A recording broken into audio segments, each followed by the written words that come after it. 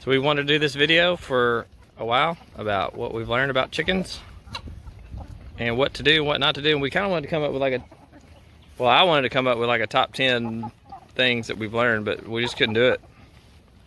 And plus Emily told me that was old fashioned. But there's really not 10 things that we've learned. No. And we've learned a lot. We have learned a lot. But I couldn't come up with 10 things, could you? No. So here's a few things.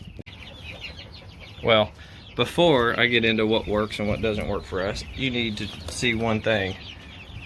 For sure, you need to check this out. Check out this hat that Richard Beck gave me. Fancy? Look good? Looks good. Ventilation is the #1 thing that chickens have to have in their coop. If you don't have ventilation, you're going to have nightmare of a time trying to keep everything clean and all of that. So ventilation. This is a huge window, and it wasn't even enough because this one pop door, well, it's not even a pop door. This little door here that goes into the other side of the coop, you know, you're only as good as your weakest point. So we got a big old window here. That's great, but we could only flow that small amount through the other coop, so it wasn't enough. I took a hole saw and popped a few holes right there, as you can see. I'll go to the other side. So here's the other side right here of the coop, and there's the door. Comes out, there's the pop door, and 2 Sussex that are peeking in trying to figure out why I'm in their house and what I'm doing. But I'm trying to explain to them about your ventilation, so mind your own business. Go back out in the yard. So here's our brooder. This is our brooder. It's 8 foot by 8 foot. There's ducks and there's chickens in here, as you can see. And they have plenty of room to go around. The little wash tub that we tried to put in, I think like, I don't know, we had like 18 or 19 of them or something like that in the first batch. That was too little. They didn't have enough room. And here they have plenty of room. So our #1 principle that we applied is ventilation. We have this big old huge window up here. They have plenty of ventilation. And now #2, their brooder is bigger. They have plenty of room to run. And they don't get overcrowded. You go lay a water or a feeder in here and one of them jumps, the other ones are still chill. They have plenty of room. With them little bitty wash tubs, you go sit the food in, they'll all go crazy and they run into each other and they stir the other ones up. So here they're a little bit more relaxed. I think they're more happy with more room. So that would be #2, I guess. Oversize your brooder. And then #3, the feeder and the little bitty chick feeders. I'll show you those. They're just a waste of time. These are a waste of time and money. You will have more effort than it's worth. Would you agree? So if you're gonna do some chicks, you've got to have a feeder and a waterer. And these little bitty brooders, you don't have a whole lot of room. So well, if you're they're worth it, but if you're doing 5 chicks, if all you want is a little bitty start, then yeah, this will be plenty for 5 chicks. But if you're wanting a chicken farm, it's not going to work out.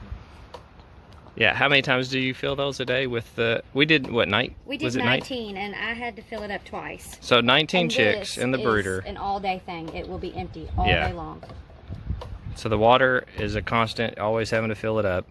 The feeder's twice a day with 19 little chicks. So again, if you're doing like 5 chicks or 5, 6 chicks, and you're gonna just do a little backyard thing, it might be okay. Yeah. But for us, it just didn't work. And this just gets filled with bedding. Yeah, that's a bedding trough. And the water too. That little water is definitely a bedding catcher. So all in all, ventilation's #1. That's really all you have to have. Yeah. Ventilation. All the other stuff doesn't really matter, but if you want to make your life easier, don't waste your time and money on the little bitty brooder and the little bitty waterers and feeders. They will be more hassle than it is worth. And you will eventually buy more. And you're gonna have to buy more anyway, yeah, exactly. So just don't even waste your time and money on it.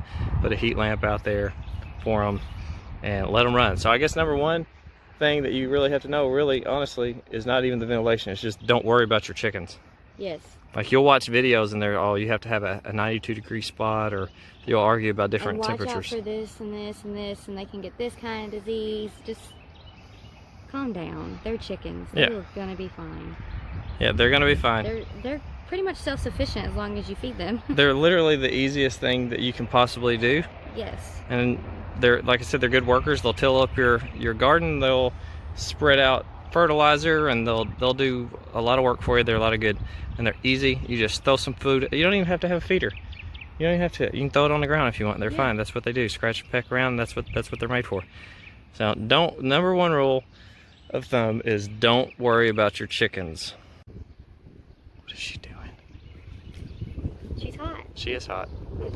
So if you'll just leave your chickens alone, and you'll feed them and throw it out there and let them be chickens, then eventually they will serve you a good purpose. Because what are we, 20 weeks in?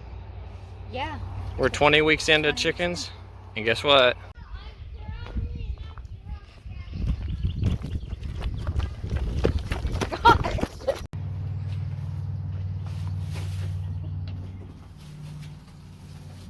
We have an egg.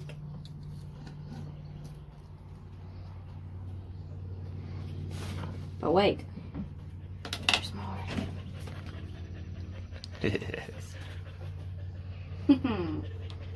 Thank you, chickens.